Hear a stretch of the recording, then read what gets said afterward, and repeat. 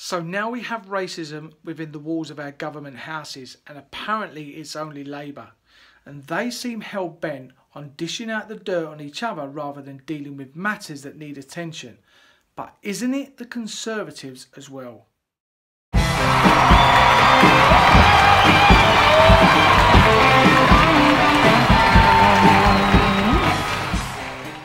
Naz Shah is being held accountable for something she placed in the public domain before she was an MP.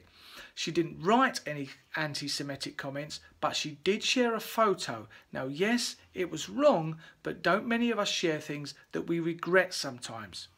Two peers have now come forward, and according to the Huffington Post, they were reported to have said the party now had a problem with anti-Semitic behaviour. Saying that one person's views represent the majority, in my view, is wrong.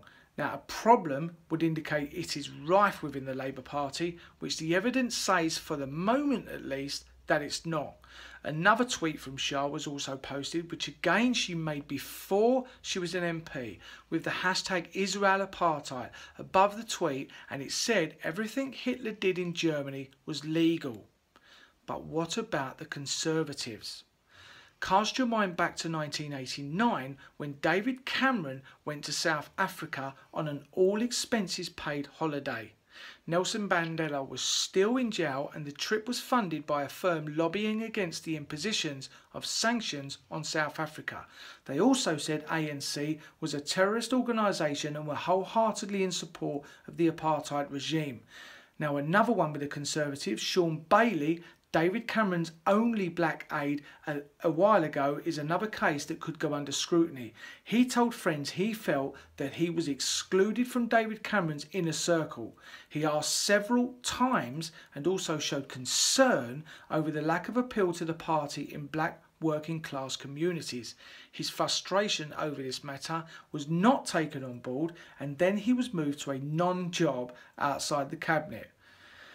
So I think after what has come to light recently, it may appear that racism is a part of the House, albeit a small percentage. The Conservatives, I feel, are trying to belittle Corbyn and make him look silly as a leader. Now, I was at first unsure of Corbyn, but I think here you have a man that stands by his views and won't be bought, and he is gathering public support, and the Conservatives are growing increasingly scared of this. Now, when a piece of information is released, we acknowledge it, take note of it, and then we are up in arms about it. Months go by, we forget about it, and then another piece of information comes along and we forget about the previous info. We then fail to make the connections, and this is what is happening here with the Conservatives. The Conservatives are creating bad feeling towards Labour, and more so towards Jeremy Corbyn. But have we forgotten about this kind of thing with the Conservatives? I haven't. So here we go with another list. This was back in 2010, and here are the dates. February the 28th, Bolton Conservative councillor Bob Allen apologises after posting a picture of a gorilla and an Asian colleague on a blog. April the 14th, Derbyshire Tory councillor Patrick Clark calls gay people sexual deviants.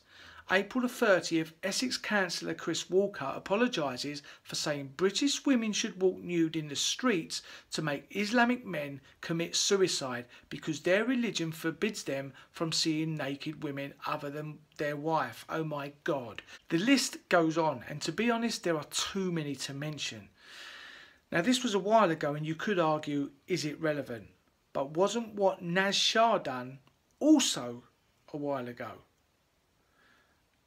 Last but not least, November the 2nd, Tory MP David Wiltshire compares the treatment of MPs over expenses claims to the plight of Jews in Germany.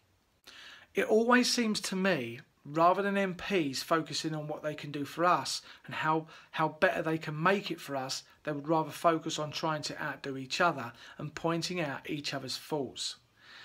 At present, they have become so engrossed with the anti-Semitic fare, they end up looking like a group of kids and not the people that should appear to be putting us first. Parliament is fast becoming a playground of labels and negative attitude. and that can only feed out to us, the public, before it puts us all in a negative attitude and causes division between us. Until the mindset becomes focused on making everything good rather than making someone look bad, nothing will change. What are your thoughts? As always, comment below, click thumbs up and click subscribe. And thanks again for watching, and I'll see you next time.